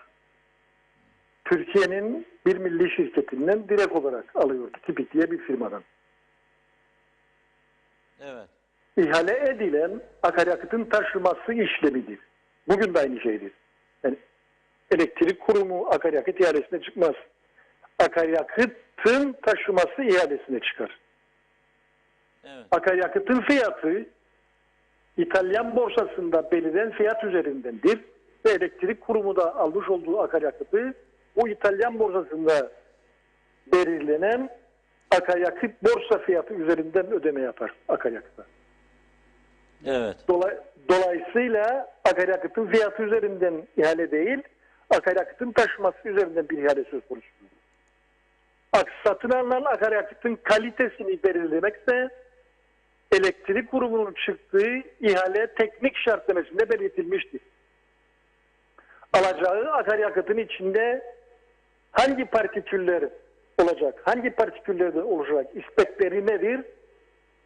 Liste olarak vermektedir ihalede elektrik kurumu. Eğer gelen akaryakıt bu ispeklere uygun değilse o ihaleyi alan firmaya getirdiği ürünü iade etme hakkı vardır ve zaman zaman da bu sıkıntılar yaşanır elektrik kurumunda. Öyle ölçümsüzdür, sorumsuzdur, kimse bakmaz, 150 milyon, 100 milyon lira gibi yolsuzluklar, hırsızlıklar var. Doğru ifadeler değil, yanlıştır ve insanları töhmet altında bakmak gibi kötü bir şey yoktur. Bu çok yanlış bir çıkıştır. İfadeler çok yanlıştır. Peki bu akaryakıt yani o alınan kalitede gelmemiş olmayabilir mi? Yani o alınan... O mümkündür tabii olabilir. 2015 yılına kadar bu akaryakıtın içindeki kükürt oranı %3'tü.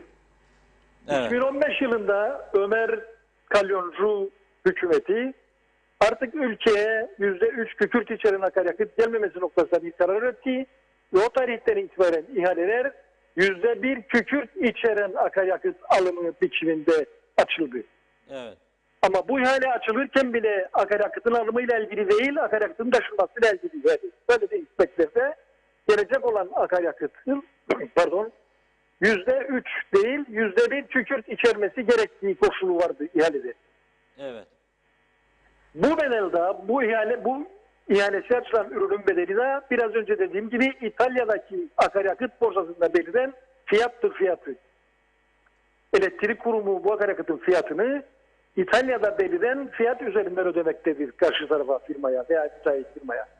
Evet. Şimdi yolsuzluk olabilir mi? Önce bunu teslim edelim. Paranın söz konusu olduğu her alanda her zaman yolsuzluk mümkündür. Bu işin başını denetim çeker. Eğer denetim yapmıyorsanız bu tür söylentiler hep vakidir, mümkündür, olur, yaşanır. Bunu söylememek, söyletmemek, yaşatmamak için denetim yapmak lazım.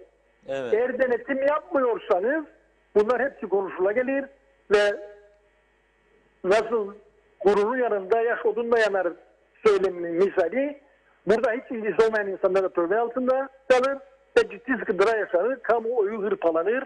Kamuoyu tarafından da bu görevleri yapan insanlar hırpalanır.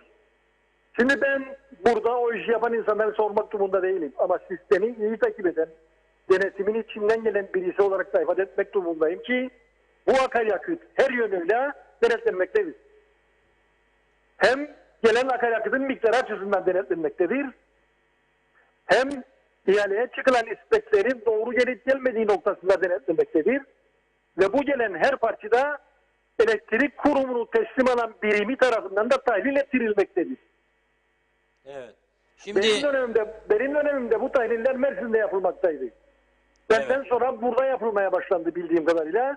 Ne kadar doğru ne kadar yanlış onları bilmiyorum ama yapıldığını biliyorum. Şimdi bir mesaj siz konuşurken bir mesaj düştü önüme. Diyor ki İsmet Bey doğru söylüyor. Yani sizin söylediğiniz doğru. Teknik şartnamede yer alan 1. sınıf kalite akaryakıda para ödeniyor. Ama 2. 3. kalite mal getiriliyor. Ve Kıbrıs'ta biz onu diyor anında analiz yapamıyoruz. Az sonra analiz yapılıyor diyor. Ve diyor bu Erhan Bey'in sözünü ettiği firmaya düşük kalitede akaryakıt getirdiği için ceza da kesildi diyor. Ve bunu da diyor Meclis Araştırma Komitesi açığa çıkardı diyor. Bundan haberiniz var mı? Var.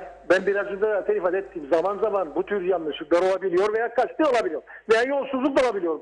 Ben biraz önce dedim ya paranın söz konusu olduğu her alanda yolsuzluk söz konusudur. Kimi insanların paraya yönelik ilgisi, alakası ölene kadar hiç bitmez. Beşikten başlar mezara kadar parayla ilgileniyor insanlar. Doğru. Dolayısıyla yolsuzluk yapmak büyük bir olasılıktır. Ama bütün insanlar yolsuzluk yapar, her partide hırsızlık vardır gibi söylem bana göre doğru bir söylem değil. Çünkü burada bir denetim eksikliği var, bu bir gerçek. Bütün kurumlar üstüne düşen denetim yapmak durumundadır. Ama ihale konusu olan ürünün tesliminde tahlillerden tutun da içerdiği isteklere gelen malın loading'de belirtilen miktarı içerip içermediği noktasına kadar her türlü denetim söz konusudur. Bunu yakından biliyorum. Şimdi gelen üründe yanlış var mı? İsteklere uymuyor mu konusu tahlilden sonra ortaya çıkar. Bu da doğru. Ama bunun telafisi getirilen firmaya ceza kesilerek de giderilmektedir. Hatta ürünün fiyat farkı da söz konusuysa gelecek sonraki partilerden de o farklar tenzil edilerek elektrik kurumu alacağını alabilmektedir. Bunlar telafi edilebilen unsurlardır. Olayın ortaya çıkarılması konusu da Meclis Araştırma Komitesi tarafından değil, o zamanki yönetim kurulunun burada yaptırdığı bir tahlil sonucudur. Yönetim kurulu tahlil yaptırdı ve çıkıp fark etti bunu. Yönetim kurulu başkanının talimatıyla özel laboratuvarlarda, Orta Doğu Teknik Üniversitesi laboratuvarında tahlil yapıldı ve bu tahlilin sonucunda gelen ürünün belirtilen isteklere uygun olmadığı saptandı ve müteahhit firmaya 1.800.000 dolar civarında bir ceza kesildiğini bilmekteyim, bilgim dahilindedir. 1.800.000 dolar. Evet. Bu cezanın ödenip ödenmediği noktasında sıkıntılar yaşandı ve günün sonunda bu karar alan yönetim kurulunun kararına ilgili bakan müdahale etti. Bu da söylenmektedir. Ve bu söylentilere göre ilgili bakanın müdahalesi sonucu müteahhitin ödediği ceza 400.000 dolara düşürüldü. O kadar. Müthiş bir şey bu. Evet. Forever. Yani yaşanan bu daha doğrusu basından kamuoyundan edindiğim, görebildiklerim bunlar. Şimdi buna bakarak her gelen partide yolsuzluk var demek, bu hem elektrik kurumu çalışanlarına hakarettir. Tabii olmaz o. Hem o işin denetimini yapan insanlara zuldür. Hem de müteahhit firmanın bu konulara sürekli bulaştırılması da doğru bir yaklaşım değil. Bunu teslim etmek durumundayım. Evet. Bu ihale işini KKTC'de ilk benim yönetim kurulumum yaptı. Daha önce ihaleyle alınmazdı bu ürün. İlk ben açtım ihaleyi. Ondan önce nasıl olurdu? Ondan önce Türkiye'nin bir milli şirketi vardı Tipik isminde ve o Tipik firmasından 10 kusur yıl boyunca ihalesiz olarak alındı bu ürün. Ama ödeme koşulları gene belliydi. Ödeme koşulları gene İtalyan borsası fiyatları üzerinde oluşan fiyatlar ödenildi. Taşımacılığı ise 58 dolardı. Biz taşımacılığı ihale yaptık. ve bu 58 dolar olan taşımacılık bedelini 32,5 dolara bugün ihaleyi elinde bulunduran firmaya bıraktık. Bu firma kazanmıştı ihaleyi. Evet. İsmet Bey çok teşekkür ederiz. Güzel bilgiler verdiniz bize. Rica ederim. Sağ Kolay olun. gelsin. İyi yayınlar diliyorum. Sağ olun. İyi Teşekkür akşamlar. ederiz. Peki madem ki elektrik konusunu açtık, rahat durmak yok değil mi? Nasıl oluyor da bu ihale kısmıdır? Akaryakıtla ilgili, yani elektrik kurumunun akaryakıtla ilgili kısmı çok ilginç. Ne diyor? Daha önce ihale de yoktu diyor. İhalesiz. Ne kadar? Getir 10 milyon dolarlık, getir 20 milyon dolarlık. Nasıl olsa şartlar uygun, ihaleye de gerek yok. Vatandaş da sen zam yaptıkça bunu kabullenecek. Başka çaresi var mı? Buzdolabını kapatabilir miyim ben evde? Televizyonsuz hayat olur mu? Yaz geldi 45-50 derece sıcağın altında mı oturabilir? Klimayı açacak, ödeyecek seni mecburen. Ve devlet yönettiğini iddia edenler de seyredecek. Meyhane masalarında onlarla beraber bize gülücük dağıtacaklar. 1 Kasım 2018 tarihli Diyalog Gazetesi. 1 Kasım 2018 tarihli Diyalog Gazetesi. Okuyorum. Aldığı bir ihbar üzerine Gazi Mausa'da büyük sanayi bölgesinde faaliyet gösteren iş yerine baskın yapan polis 3 tona yakın gümrüğü ödenmemiş mazot buldu. 3 ayrı depo içerisinde bu 3000 tona yakın 2850'dir de yani diyor mazot ele geçiren polis iş yerinin akaryakıt depolama izni de olmadığını tespit etti. Küçük petrol istasyonu oluşturdu diyor bu şirket orada. Şirket araçlarının mazot ihtiyacının son 3 yıldır bu depolardan karşılandığı belirtildi. Yani gümrüksüz kaçak mazot nereden geliyorsa herhalde Brunei Sultanı bize boru uzatmadı buraya Brunei'den gelsin veya Suriye'de de var petrol bir miktar oradan gelmiyor herhalde bize bunlar. Gümrük dairesinden de soruşturma yapan polis 3 yıl boyunca gümrüksüz akaryakıt işi alan iş yerinin kaçırdığı vergi miktarının milyonlarca lira olabileceği üzerinde duruyor. Şimdi şirketin genel müdürü de gümrüksüz mal tasarrufundan dolayı diyor Gazi Mausa Kaza Mahkemesi'ne çıkarıldı. Kaymakamlık da şikayetçi olmuş. Çekti mi çekmedi mi şikayeti bilmiyorum, ona geleceğim şimdi. Adli şubede görevli polis memuru Mehmet Emin Doğan 30 Ekim 2018 tarihinde saat 13.50 ile 14 saatler arasında zanlının genel müdürlüğünü yaptığı şirketin iş yerinde cürümleri önleme şubesi ekiplerince yapan arama sonucu 3 adet birer ton kapasiteli depolar içerisinde gümrüğü ödenmemiş toplam 2850 litre mazot bulunduğunu söyledik. Gazi Mausa Kaymakamlığı ile görüşüldü ve konu işlerin akaryakıt depolama izninin olmadığı öğrenildiğini belirten Doğan, Kaymakamlığın şirketten şikayetçi olduğunu belirtti. Gizlilik talimatı iş yerinde yapılan soruşturmada 3 tır şoföründen ifade alındığını ve şoförlerin 5 aydır şirket araçlarına depolardan benzin aldıklarını söylediğini aktaran Doğan, tır şoförlerinden bir tanesinin kendisine polise buradan benzin aldığınızı söylemeyeceksiniz dendiğini açıkladı. İş yerinde akaryakıt depolamasının bir petrol istasyonu gibi faaliyet gösterdiğini ve en az 3 yıldır bunun devam ettiğini belirten Doğan, gümrük dairesiyle yapılan görüşmede 3 yıl boyunca kaçırılan vergi miktarının milyon TL'yi bulabileceğini ifade etti. Burada soru şudur. Bu depoya kaçak mazotu veren kimdir? 2 tane şirket var bu ülkeye akaryakıt getiren. 2 şirket. Bu da biliniyor.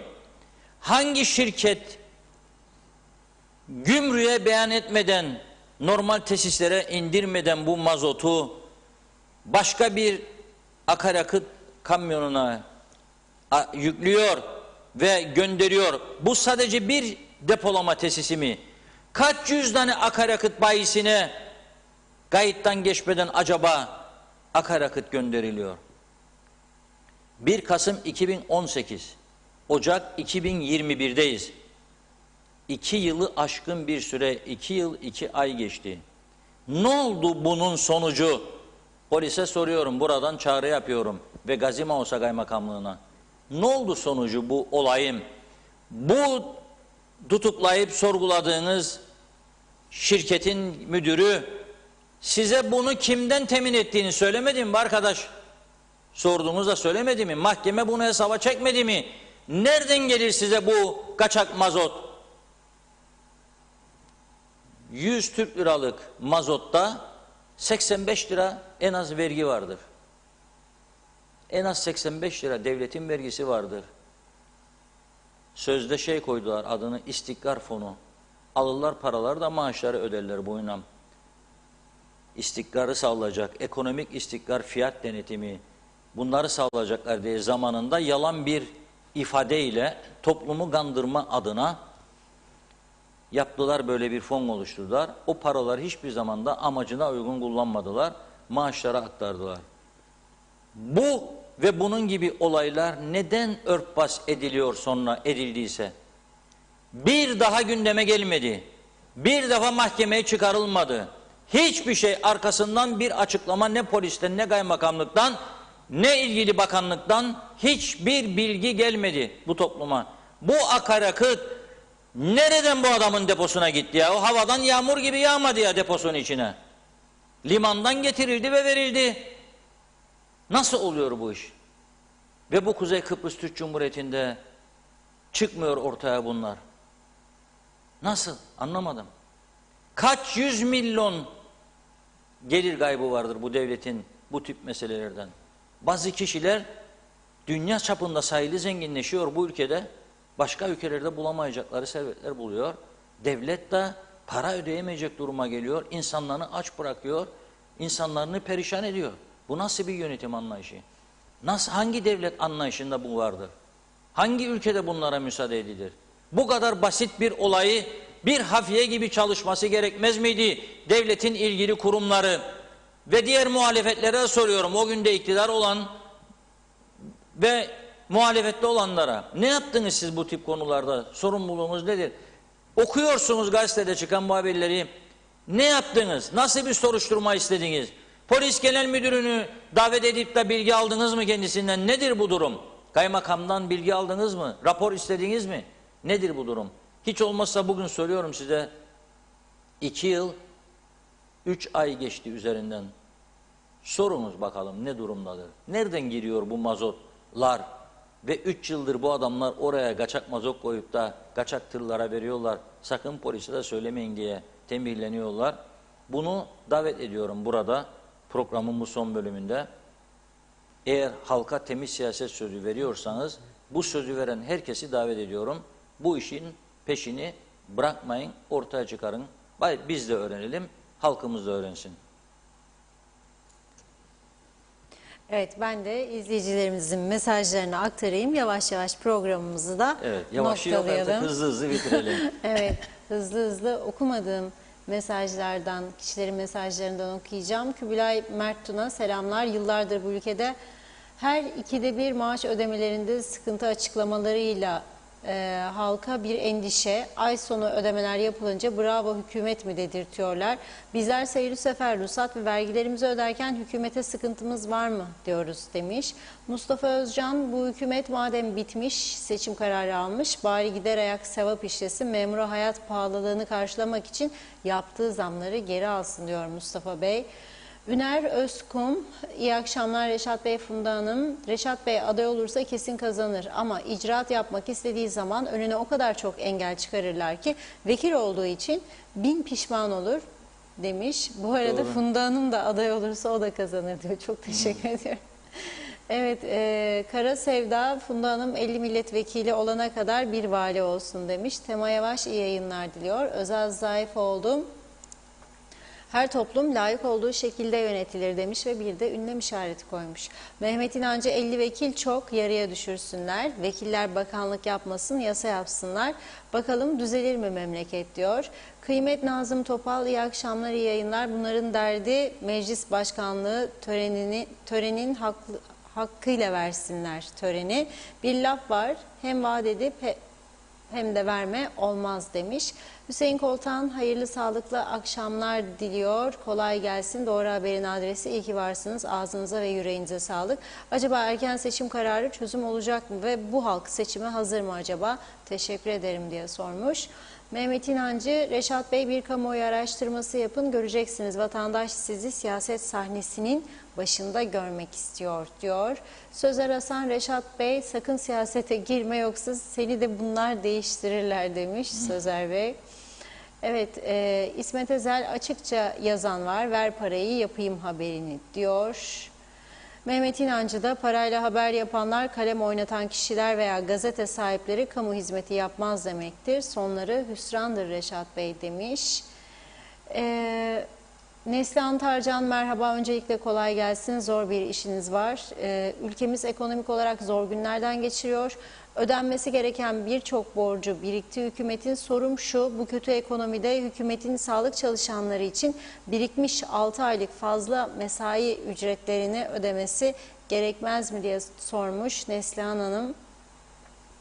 Evet, Emin Mehmet, koronanın ne derece tehlikeli olduğunu göremeyen ve ekonomik önlem alamayan tek ülkeyiz, doğrudur, ders almadık demiş.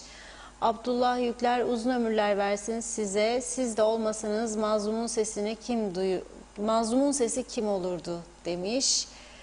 Evet, İsmet Ezel, 14 maaş 2'de bayramlık alanlar var diyor. Yıldız 7, Sayın Reşat Akar, geçmiş dönemin hatalarını yeni yönetime yüklemek zeval midir demiş. Sizlerin elinizden verilmiş haklarınız alınsa kabul eder misiniz diye soruyor.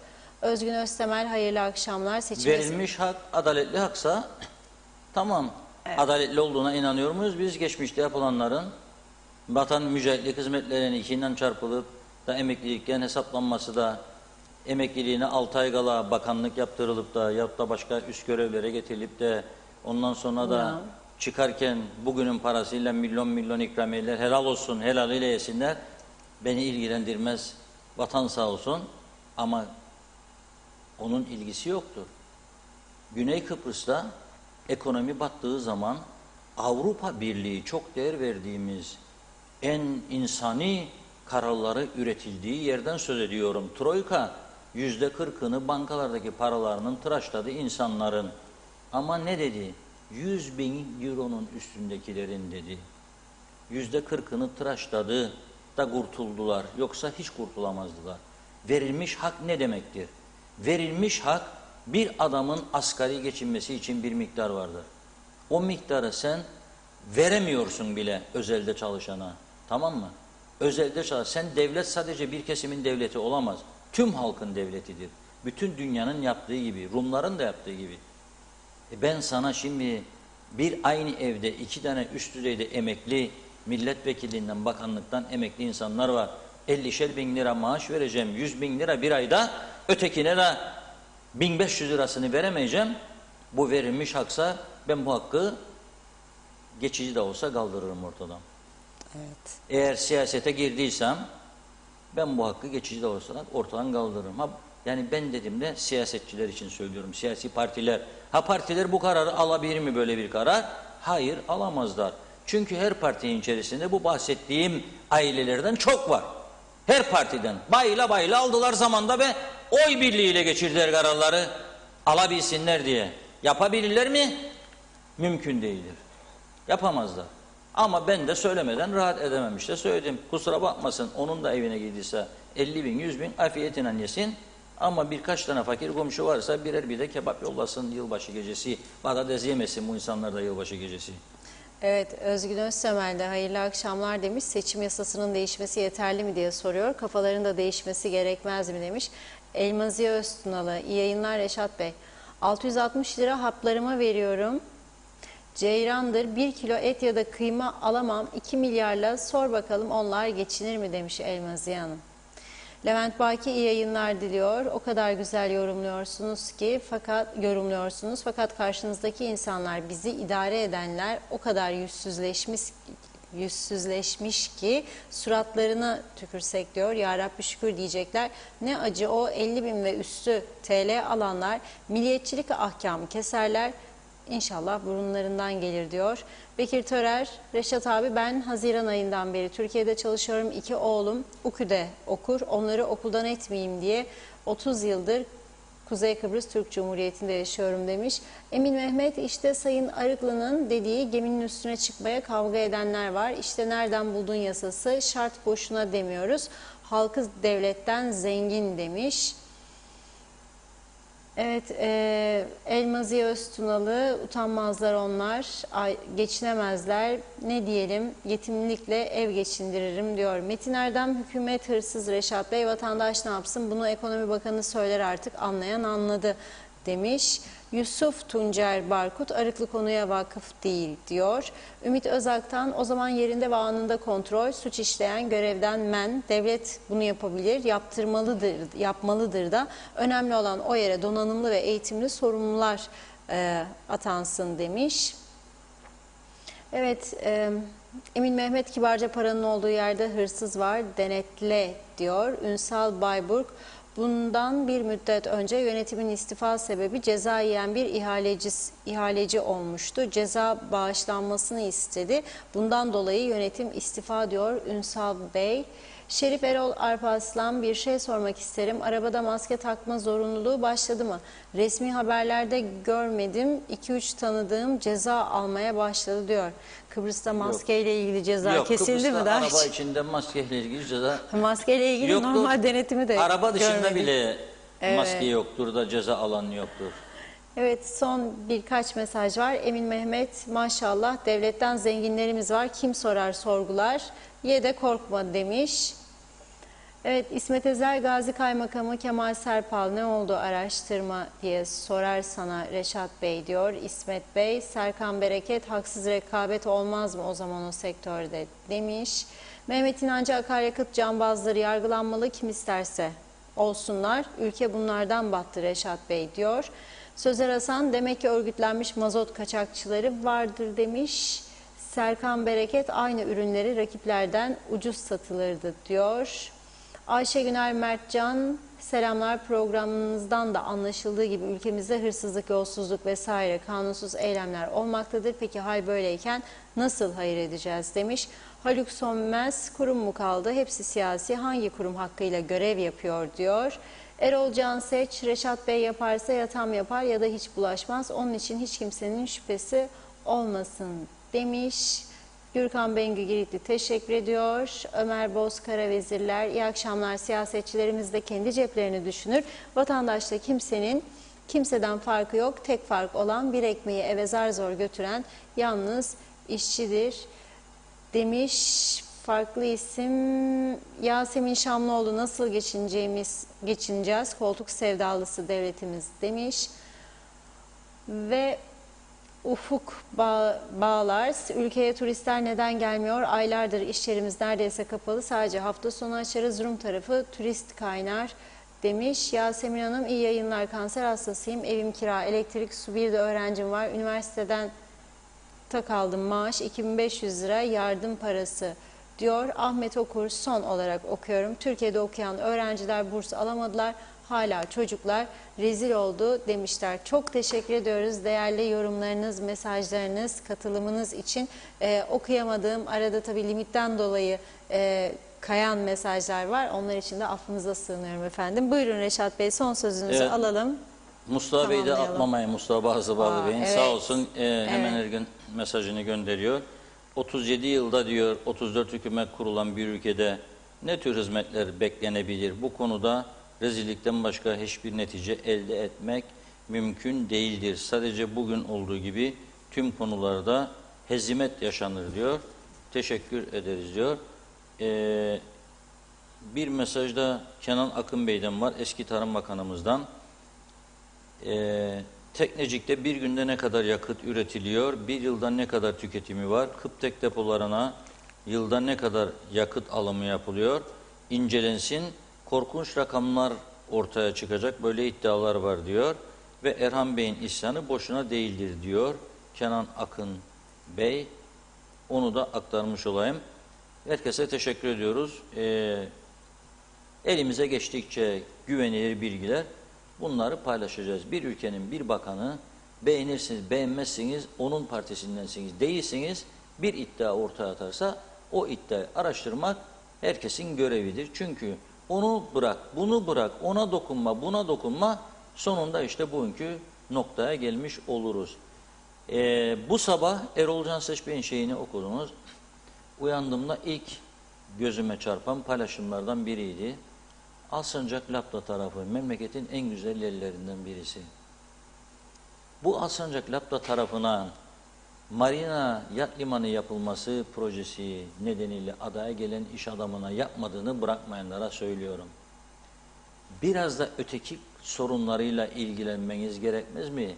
Lapta'yla, Alsancak'la, Girne'nin benim gördüğüm görüntüler sahil kenarlarında çöp moloz yığınları ve aynı zamanda tepelerden, Lapta tepelerinden aşağı denize doğru akan insan dışkıları görünce dedim ki yok dedim.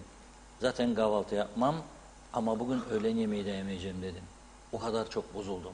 Yazık günah. Yazık günah. Bu taraftan milyonlarla konuşuyoruz. O taraftan bir kanalizasyon, bir arıtma tesisi yaptıramıyoruz. Ne varsa yedik, dağıttık. Şimdi çıkardıklarımız ayaklarımızın altından geçip denizi mahvediyor, götürüyor.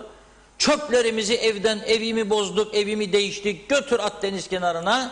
Ne sen ondan bundan cezasız kaldı. Ve bu ülkede yıllardır bir de Çevre Bakanlığı var sözde. Yıllardır Çevre Dairesi var sözde. Ne oldu bugüne kadar? Hangi konuda bir şeyler yaptılar? Ne başarılar çıktı? Onu da sorgulamıyoruz. Neyse, devam edeceğiz konuşmaya, konuşabildiğimiz kadar öğrendiklerimizi sizlerle paylaşmaya devam edeceğiz. Teşekkür ediyoruz. Bizler de size teşekkür ediyoruz değerli yorumlarınız için. Evet sevgili izleyenler, gündem özeli bugünlük burada noktalıyoruz. Yarın yine aynı saatte gündem konularıyla karşınızda olacağız. Görüşmek üzere, hoşça kalın.